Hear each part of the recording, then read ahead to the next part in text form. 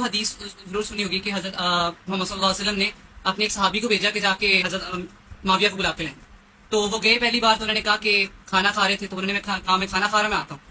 آپ صلی اللہ علیہ وسلم نے دوبارہ بھیجا, انہوں نے کہا میں کھانا کھا رہا ہوں. انہوں نے کہا دوبارہ پھر تیسری بار بھیجا, تیسری بار انہوں نے کہا میں کھانا کھا رہا ہوں. پھر نبی صلی اللہ علیہ وسلم کے پاس واپس آئے تو انہوں نے کہا تھا کہ یہ جب جتنا مرضی کھا لے اس کا پیٹ نہیں بھرے گا. یہ حدیث کہاں ہے؟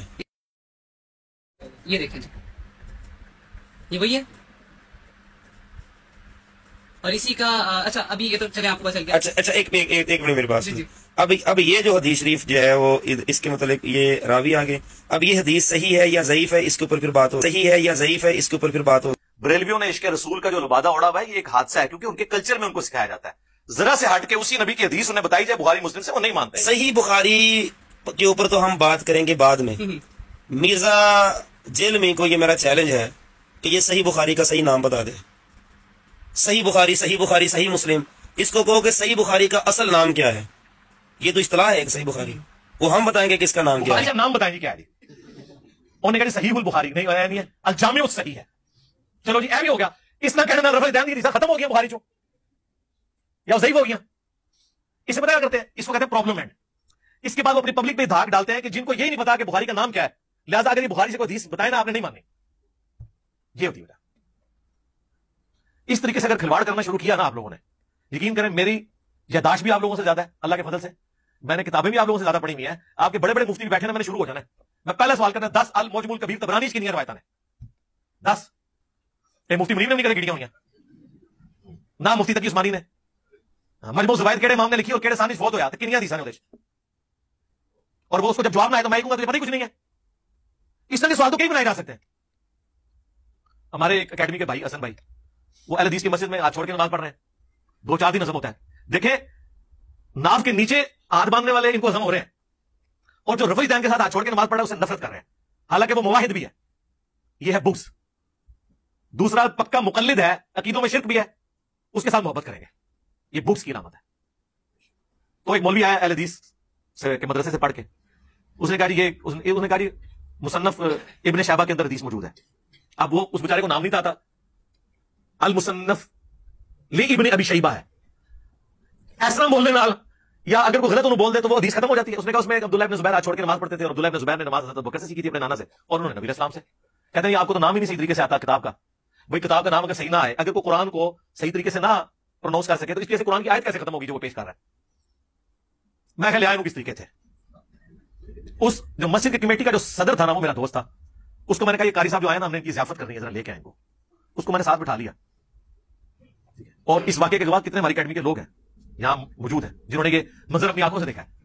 میں نے کہا یار تم سے ایک بندہ بات کر رہے, تم اس کے ساتھ سولوشن اینڈ کی بجائے پرابلم اینڈ پہ کھڑے ہو. اس کو تو چھوڑ دو, تم عالم دین ہونا. میں نے کہا مجھے بتاؤ المصنف ابن ابی شیبہ, اس کا جو مصنف ہے اس کا اپنا نام کیا ہے؟ کہتے ہیں مجھے نہیں پتا. تو میں نے کہا تو نے ڈگری کہاں سے لی ہے؟ ان کا نام تھا ابو بکر ابن ابی شیبہ, تو جس ہم ابن ابی طالب کہتے ہیں نا مولا علی کو, نام تو ان کا علی ہے نا. اچھا میں نے کہا یہ بتاؤ المصنف ابن ابی شیبہ میں حدیثیں کتنی ہیں؟ کہتے ہیں مجھے نہیں پتا. میں نے کہا یہ روئے عرض پہ سب سے بڑا احادیث اور اثار کا مجموعہ ہے, آلموسٹ 40,000 احادیث اور اثار ہیں اس میں. اچھا میں نے کہا المصنف حدیث کی کس کتاب کو کہتے ہیں؟ کہتے ہیں مجھے نہیں پتا. پڑھا ہے ایسی منو پتا نہیں, اندازہ کریں. المصنف حدیث کی اس کتاب کو کہتے ہیں جس میں کثرت کے ساتھ صحابہ کرام کے اعمال لکھے ہوئے ہوں اور تابعین کے آثار موجود ہوں.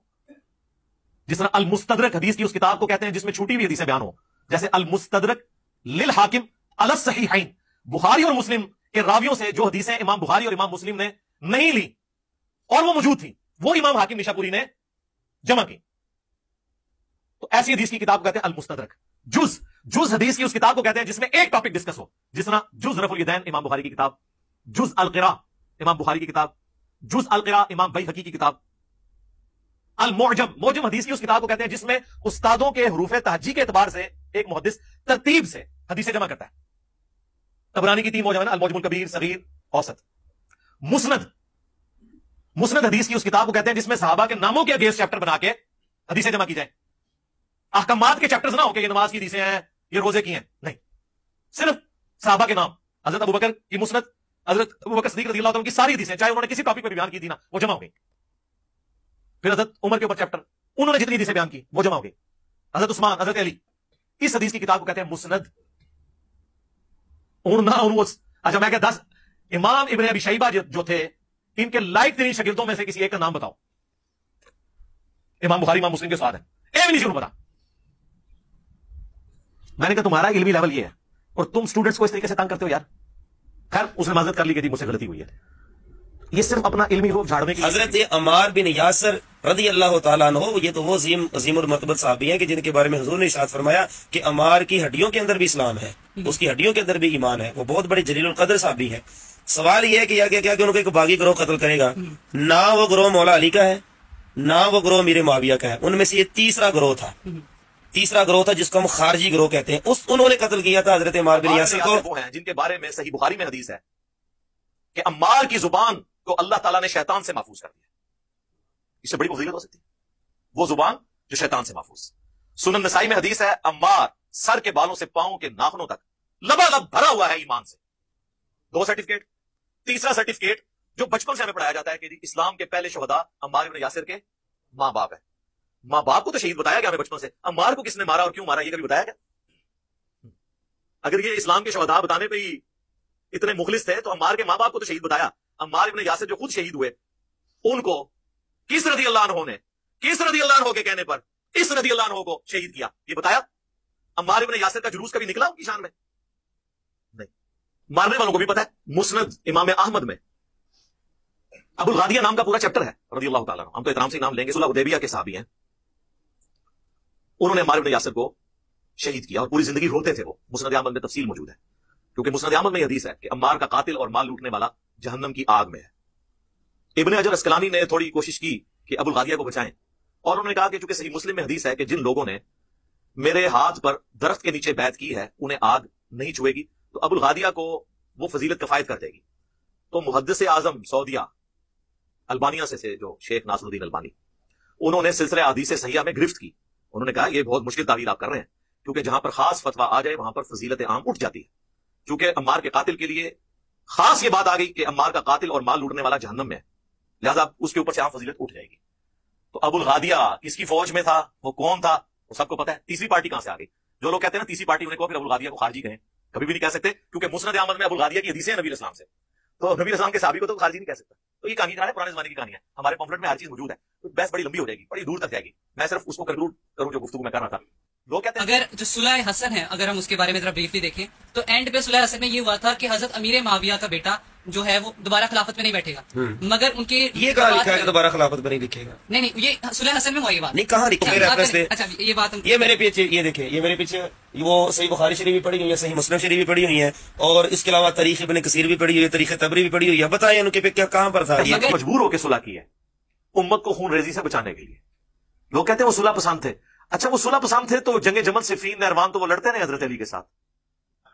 وہ تو ان کے جب سرداروں نے غداری کی حضرت حسن کے ساتھ, وہ بخاری میں نے کربلا ریسرچ پیپر میں ڈالا ہے, اور حضرت معاویہ سے انہوں نے مال پانی لے کے حضرت حسن کے قتل کا منصوبہ بنا لیا. پھر حضرت حسن کو پتا چل گیا کہ یہ میرے فوجی تو میرے ساتھ بھی غداری کریں گے, اور اگر جنگ کے بعد معاویہ جیت گیا تو لوگ یہ سمجھیں گے کہ اللہ کی نصرت اس کے ساتھ آ گئی ہے, تو بہتر یہ ہے کہ میں اس کو کمپرومائز کرتا ہوں.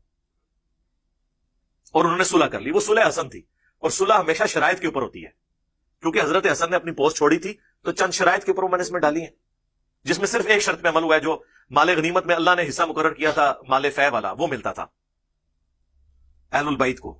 باقی حضرت علی کی توہین اسی طرح جاری تھی. تو یہ صلح حسن کے پیچھے نہ چھپا کریں.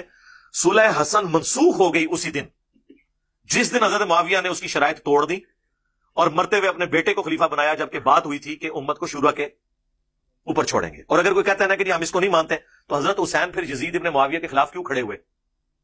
حضرت حسین کا کھڑا ہونا اور کربلا کا ہونا یہ صلح حسن کی منسوخی ہے. آج کی ڈیٹ میں صلح حسن منسوخ ہو چکی ہے. یہ دھوکہ دینا بند کریں. ہمیں تو خیر اس زمانے میں بھی پتا تھا, یہ تو حضرت حسن کی شرافت تھی. حضرت حسن کو پتا تھا یہ پارٹی کون سی ہے.